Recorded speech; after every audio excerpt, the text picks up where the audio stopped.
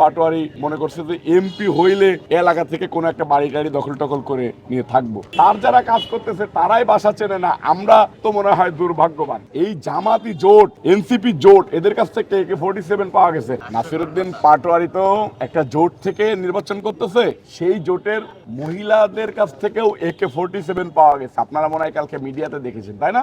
AK-47 পাওয়া গেছে, rifle পাওয়া গেছে, পিস্তল পাওয়া গেছে, ছুরি পাওয়া গেছে।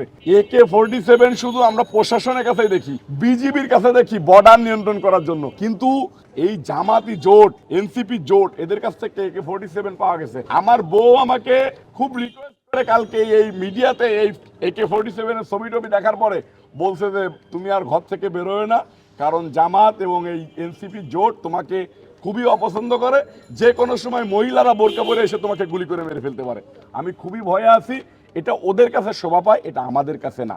আমরা ফুলে বিশ্বাসী, আমরা অস্ত্রে না।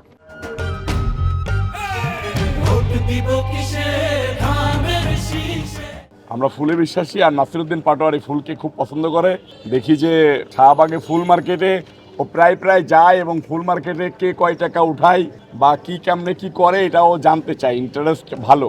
এটা হয়তো ও ফুলের দোকান দিতে চায় বা ফুল মার্কেট থেকে এমপি হওয়ার পরে টাকাও তুলতে চায়, দুইটাই হতে পারে।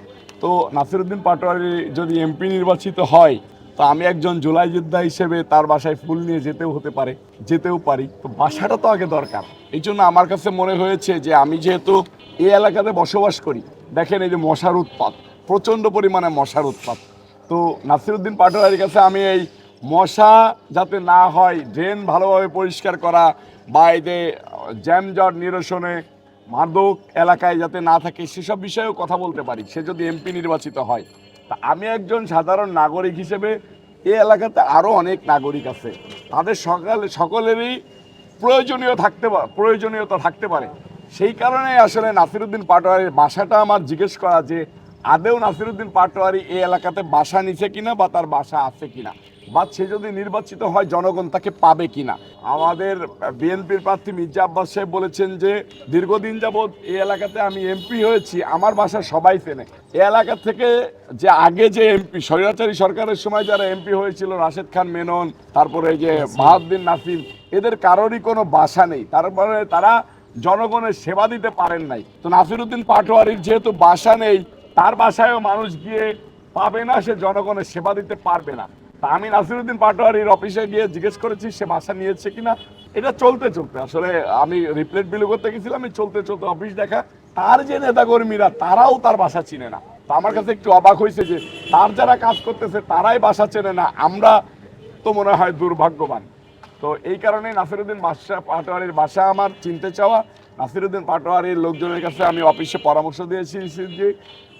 দিয়েছি যে যদি বাসা না থাকে তাহলে যাতে দ্রুত একটা বাসা নিয়ে নেয়, এলাকার লোকের যাতে সেবা দিতে পারে। রাজনীতি মানে তো সেবা, রাজনীতি মানে যে এমপি হয়েই সেবা দিতে হবে, ব্যাপারটা এরকম না। আমি মাগুরা 2 আসনে মনোনয়ন চেয়েছিলাম, আমি এমপি মনোনয়ন পাই নাই, কিন্তু আমি প্রতিনিয়তই মানুষকে সেবা দিয়ে যাচ্ছি। আমি তো ঢাকা মহানগর দক্ষিণ যুব দলের সাধারণ সম্পাদক, আমি তো এখানে কোনো জায়গায় নির্বাচন করতে চাইতে পারতাম, আমি তো সেটা চাইনি। আমার কাছে মনে হয়েছে যে আমার বাসা হলো মাগুরাতে আমার বাসা সবাই চিনবে, আমি সবাইকে সেবা দিতে পারবো, মাগুরার সবাই আমাকে খুব রিসেন্টলি টাচ করতে পারবে, আমি সেখানে নির্বাচন করতে চেয়েছি, পারি নাই, কিন্তু জনগণের সেবা দিয়ে যাচ্ছি।